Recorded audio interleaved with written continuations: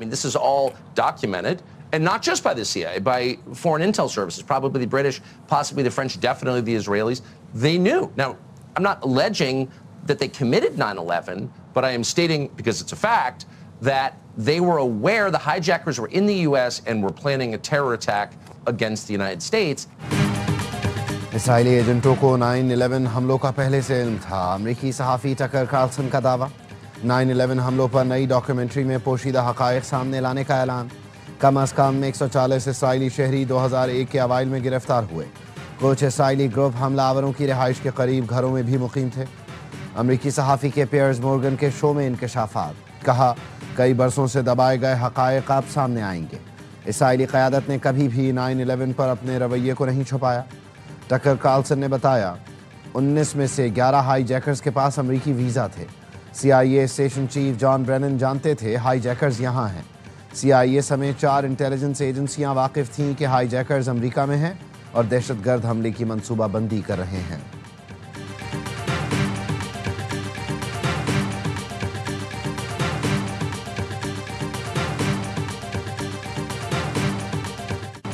پاکستان کا قطر سے اظہار یکجہتی. وزیر اعظم شہباز شریف دوحہ پہنچے. امیر قطر سے ملاقات کی. اسرائیلی حملے کی شدید مذمت کی. قطری قیادت اور عوام سے اظہار یکجہتی کرتے ہوئے کہا اسرائیل کا حملہ قطر کی خود مختاری اور علاقائی سلامتی کی کھلی خلاف ورزی ہے. مشرق وسطیٰ میں اسرائیل کی ڈھٹائی سے جاری جارحیت کو روکنا ہوگا. امت کو اپنی صفوں میں اتحاد کی ضرورت ہے. پاکستان اور قطر ایک دوسرے کے ساتھ کھڑے ہیں. امیر قطر نے اظہار یکجہتی کے لیے دوحہ آمد پر وزیر اعظم شہباز شریف کا شکریہ ادا کیا. وزیر اعظم نے اپنے ٹویٹ میں کہا اپنے بھائی امیر قطر سے ملاقات کی. انہیں یقین دلایا کہ پاکستان قطر کے ساتھ کندھے سے کندھا ملا کر کھڑا ہے. اسرائیلی حملے کے بعد مسلم ملک قطر کے ساتھ کھڑے ہو گئے. سعودی ولی عہد محمد بن سلمان بھی دوحہ جائیں گے. متحدہ عرب امارات کے صدر اور اردن کے ولی عہد بھی گزشتہ روز قطر پہنچے تھے.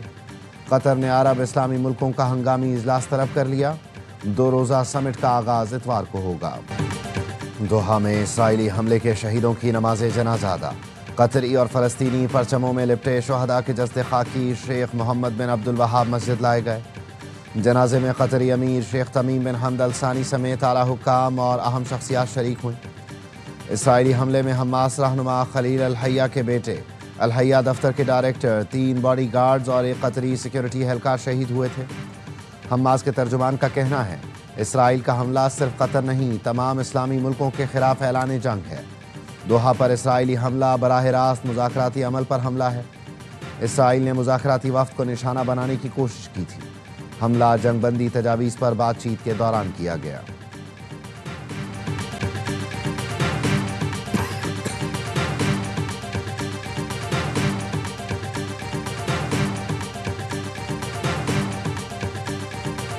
قطر کا نیتن یاہو کو انصاف کے کٹہرے میں لانے کا مطالبہ.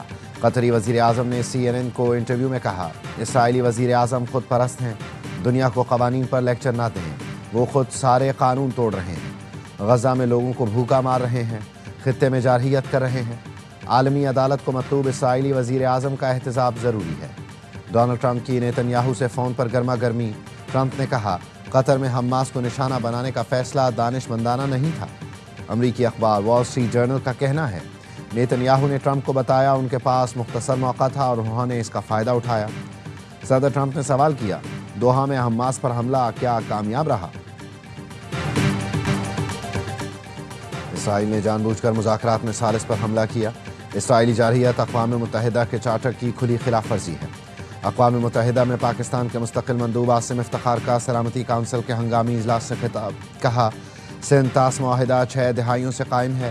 بھارتی اقدامات سے سندھ طاس معاہدے کو چیلنج درپیش ہے. معاہدے پر عمل نہ کرنے کے سنگین نتائج ہو سکتے ہیں.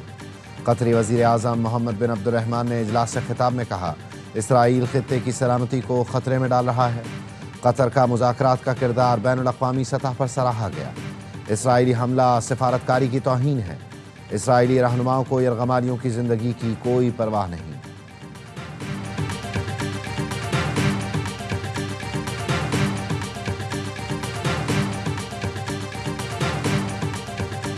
کیا بانی PTI کے اکاؤنٹ سے کبھی فوج کے ساتھ اظہار یکجہتی دیکھا؟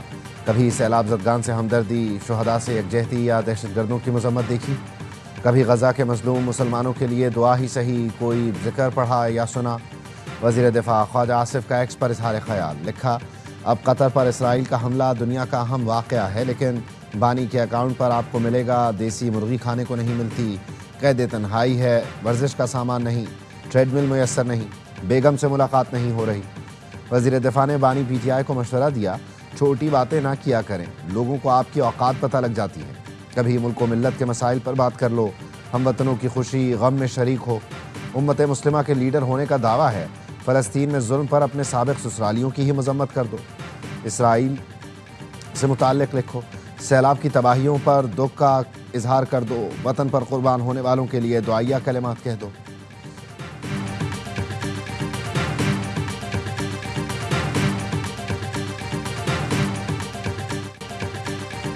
سیلاب سے بچنے کی کوشش میں جان لیوا حادثے، ملتان کی تحصیل جلال پور پیروالا میں کشتی الٹنے سے 9 متاثرین جاں بحق۔ گاؤں موہانہ سندیلا میں متاثرین محفوظ مقام کی طرف جا رہے تھے کہ کشتی الٹ گئی، 28 افراد ڈوبے، 19 کو بچا لیا گیا، 4 سال کے بچے سمیت 9 افراد کی لاشیں نکال لی گئیں۔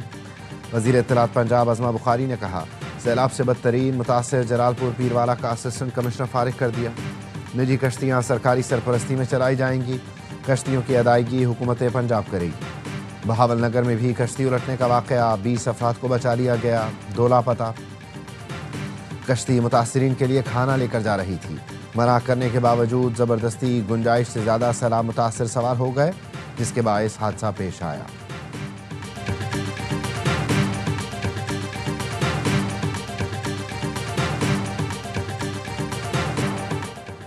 دریائے چناب میں انتہائی اونچے درجے کا سیلاب برقرار، جلال پور پیروالا میں 138 دیہات ڈوب گئے، 7 لاکھ سے زائد افراد متاثر۔ دیہات میں پانی کی سطح 10 سے 15 فٹ ہے، کچھ گھر گر گئے، کچھ ڈوب گئے، پانی کی سطح میں 24 گھنٹوں میں کمی آنے کی امید۔ شجاع آباد میں موزہ ڈھونڈو کے مقام پر سیلابی پانی ملحقہ آبادیوں میں داخل، ریڈ الرٹ جاری۔ رکن ہٹی بستی مٹھو کے مکینوں میں بھگدڑ، اپنی مدد آپ کے تحت قیمتی سامان جانوروں سمیت نقل مکانی کرنے لگے۔ ضلعی انتظامیہ نے بند مضبوط کرنے کے لیے دوبارہ آپریشن شروع کر دیا۔ پاک پتن میں سیلاب نے 7 دیہات میں تباہی مچا دی، سینکڑوں ایکڑ پر چاول اور مکئی کی فصلیں تباہ۔ عارف آلہ میں سیلاب کے باعث بستیاں اور فصلیں زیر آب۔ جنوبی پنجاب میں تباہی مچانے والا سیلاب سندھ کی جانب بڑھنے لگا، گڈو بیراج پر پانی کی سطح 5 لاکھ کیوسک سے بڑھ گئی۔ ضلع گھوٹکی اور ضلع کشمور کے نشیبی علاقے مکمل زیر آب آنے کے باعث نقل مکانی شروع کر دی گئی۔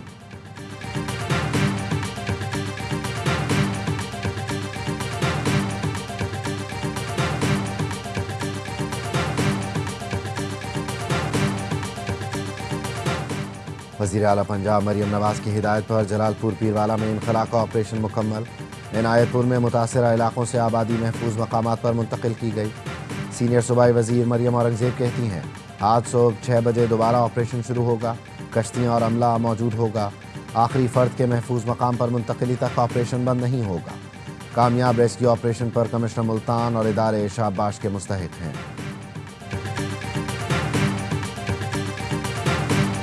سیلاب سے 932 افراد جاں بحق ہوئے، 20 سے 25 لاکھ لوگوں کو سیلاب کے علاقوں سے نکالا گیا۔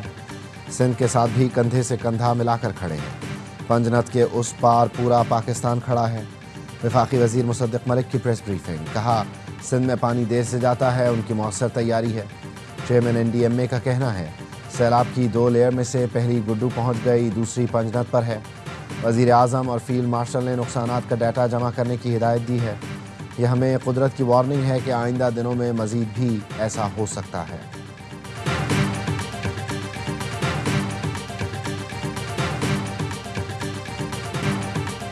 کسانی تقسیم کی کوشش کرنے والے باز رہیں، یاد کریں بانی MQM کیا کرتا تھا، آج اس کا حال دیکھ لیں۔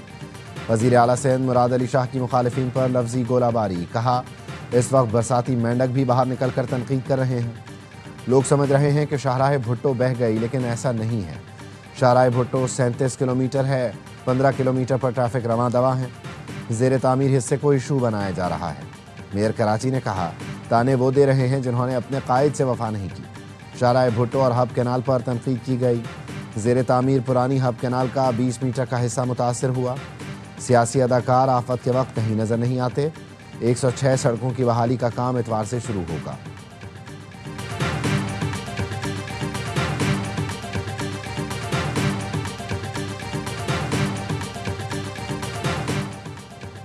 کراچی میں کازوے کی بندش شہریوں کے لیے اذیت کا باعث بن گئی. قریبی سڑکوں پر ٹریفک جام. قیوم آباد، اختر کالونی، گودام چورنگی پر گاڑیوں کی طویل قطاریں لگی رہیں. جام صادق پل پر ٹریفک کے دباؤ سے شہریوں کو مشکلات کا سامنا رہا. ڈیفنس خیابان اتحاد سگنل تک ٹریفک جام ہونے کے باعث شہریوں نے منٹوں کا سفر گھنٹوں میں طے کیا.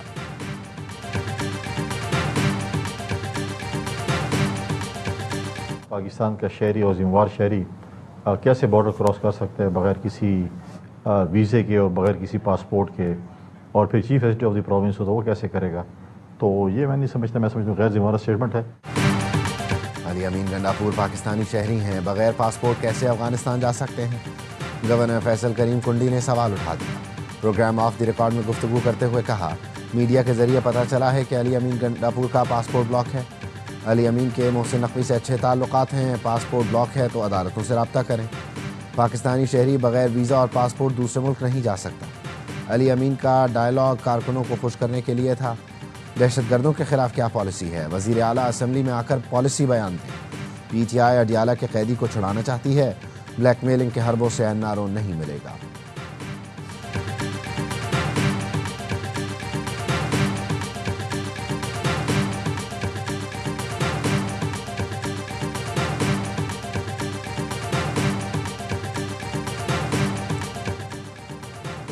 صدر مملکت کا میجر عدنان اسلم شہید اور میجر سید معز عباس شہید کے گھر آمد.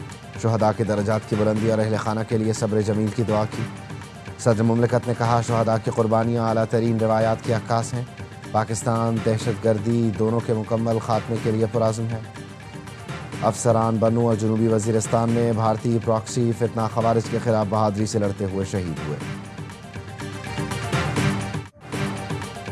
پاکستان کی انسداد دہشت گردی کے خلاف کوششیں سیاسی اختلافات سے متاثر ہو رہی ہیں. خیبر پختونخوا حکومت نے وفاق کی پالیسیوں سے ہٹ کر راستہ اپنایا. عالمی جریدے دی ڈپلومیٹ کی رپورٹ، کہا متضاد حکمت عملی نے صورتحال کو پیچیدہ بنا دیا. خیبر پختونخوا حکومت اب بھی مذاکرات اور محدود کارروائیوں پر زور دے رہی ہے.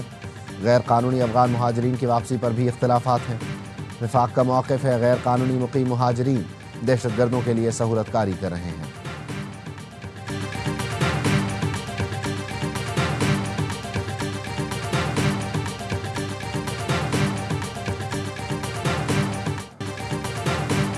صدر آصف علی زرداری آج سے 21 ستمبر تک چین کا دورہ کریں گے.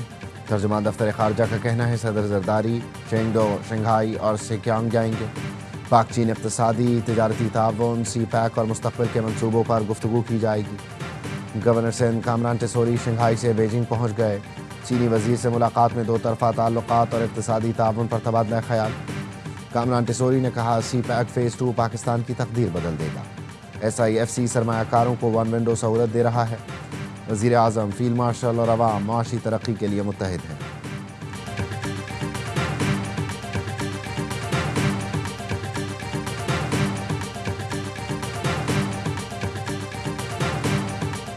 وزیر داخلہ محسن نقوی سے U A E national anti narcotics authority کے چیئرمین شیخ زید بن حماد کی ملاقات. پاکستان اور یو اے ای کا انسداد منشیات کے شعبے میں تعاون بڑھانے پر اتفاق. محسن نقوی نے شیخ زید کو اتھارٹی کا پہلا چیئرمین بننے پر مبارکباد دی. کہا، پاکستان منشیات کے خلاف جنگ میں ہراول دستے کا کردار ادا کر رہا ہے. مکروہ کاروبار میں ملوث عناصر سے آہنی ہاتھوں سے نمٹا جا رہا ہے. شیخ زید بن حماد بن حمدان النہیان نے کہا، انسداد منشیات میں ہر ممکن تعاون فراہم کریں گے.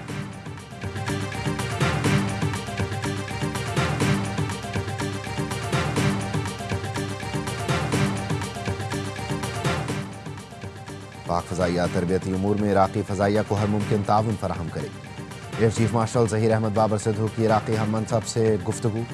عراقی فضائیہ کے کمانڈر نے ایئر ہیڈ کوارٹرز اسلام آباد میں ایئر چیف سے ملاقات کی. مشترکہ مشقیں اور تربیتی اقدامات پر اتفاق. عراقی کمانڈر نے پاک فضائیہ کی پیشہ ورانہ اور تکنیکی ترقی کو سراہا. جدید ترین نظام کی تشکیل میں پاک فضائیہ سے تعاون بھی مانگ لیا. ایئر چیف مارشل نے کہا، عراقی فضائیہ کی استعداد کار بڑھانے کے لیے پرعزم ہے.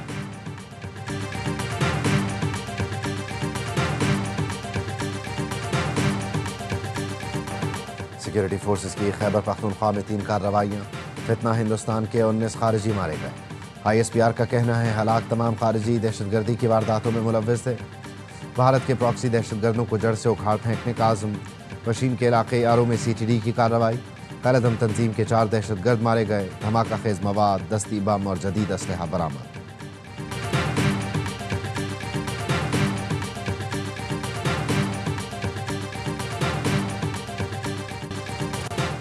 کراچی میں نجی بینک سے 1.5 ارب روپے فراڈ میں ملوث بینکر اور PIA کا نائب قاصد گرفتار۔ FIA کا کہنا ہے بینک کے 3 افسران کی ملی بھگت سے کمپنی SECP میں رجسٹر کرائی گئی۔ غبن کی گئی رقم پہلے جعلی کمپنی بعد میں ذاتی اکاؤنٹ میں منتقل کی جاتی رہی۔ کروڑوں روپے اہل خانہ کے نام پر بھی منتقل کیے گئے۔ اسرائیل نے 24 گھنٹے میں مزید 72 فلسطینیوں کو شہید کر دیا۔ امدادی مراکز پر حملوں میں 5 افراد اسرائیلی فورسز کی جارحیت کا نشانہ بن گئے۔ 1 بچے سمیت 6 افراد بھوک سے سسک کر دم توڑ گئے۔ ورلڈ فوڈ پروگرام کا کہنا ہے غزہ میں 22 لاکھ افراد شدید غذائی قلت کا شکار ہیں۔ دوائیں نہ ہونے سے ہزاروں زخمیوں کی جان خطرے میں ہے۔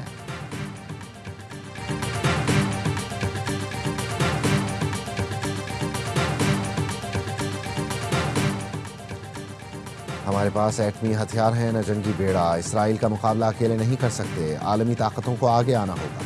اسپانوی وزیر اعظم کا غزہ میں اسرائیلی جارحیت پر سخت موقف، کہا اسرائیل کو لگام ڈالنے کے لیے وہ ممالک آگے بڑھیں جن کے پاس بڑے وسائل اور جوہری صلاحیت ہے۔ یہ پوری عالمی برادری کی ذمہ داری ہے۔ مشرق وسطیٰ میں امن قائم کرنے کے لیے طاقتور ملکوں کو عملی کردار ادا کرنا ہوگا۔ جنوبی افریقہ کا اسرائیل کے خلاف عالمی عدالت انصاف میں مقدمہ دائر کرنے کا عزم۔ جنوبی افریقی وزارت خارجہ کا کہنا ہے اسرائیل کی جانب سے فلسطینیوں کی نسل کشی روکنا ہماری ذمہ داری ہے۔ عالمی عدالت انصاف میں مقدمہ فلسطینی عوام کے وجود کی حفاظت کے لیے ہے۔ ہمارا مقصد بین الاقوامی قانون کے مساوی اطلاق کو یقینی بنانا ہے۔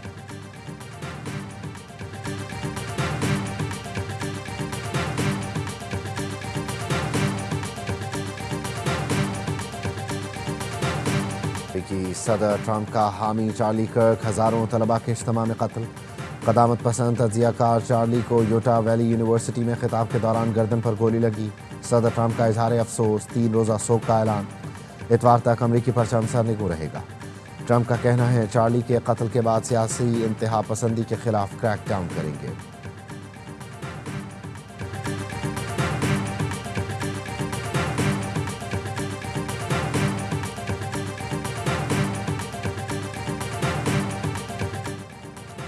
گرین شرٹس تیار کرنے کو پہلا وار۔ ایشیا کپ میں قومی ٹیم اپنی مہم کا آغاز آج عمان کے خلاف میچ سے کرے گی۔ دبئی میں شاہینوں نے تیاریوں کو حتمی شکل دے دی۔ ہیڈ کوچ مائک ہیسن کہتے ہیں دبئی کی پیچ شارجہ سے مختلف ہوگی۔ عمان کے خلاف پلینگ 11 کا فیصلہ پچ دیکھ کر کیا جائے گا۔ میچ پاکستانی وقت کے مطابق شام 7:30 بجے شروع ہوگا۔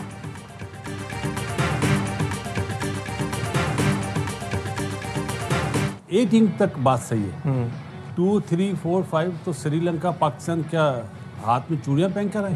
ایسی بات ہے تو ہمت دکھاؤ نا۔ پاکستان انڈیا کا جب میچ ہوتا ہے نا تو یہ چیزیں ساری ختم ہو جاتی ہیں۔ نمبر 1 ہے یا ہم نمبر 7 پہ ہے، وہ ایکولی ہو جاتی۔ ایشون کی بڑی بڑی باتیں، کامران اکمل اور باسط علی کا منہ توڑ جواب۔ سابق بھارتی اسپنر نے کہا ایونٹ میں بھارت کا کوئی مقابلہ نہیں، ایشیا کپ میں بھارت کو A ٹیم بھیجنی چاہیے۔ باسط علی نے کہا پاکستان اور سری لنکا کی ٹیموں نے چوڑیاں نہیں پہنی، بھارت میں ہمت ہے تو اپنی A ٹیم بھیج کر دکھائے۔ کامران اکمل بولے پاک بھارت میچ میں رینکنگ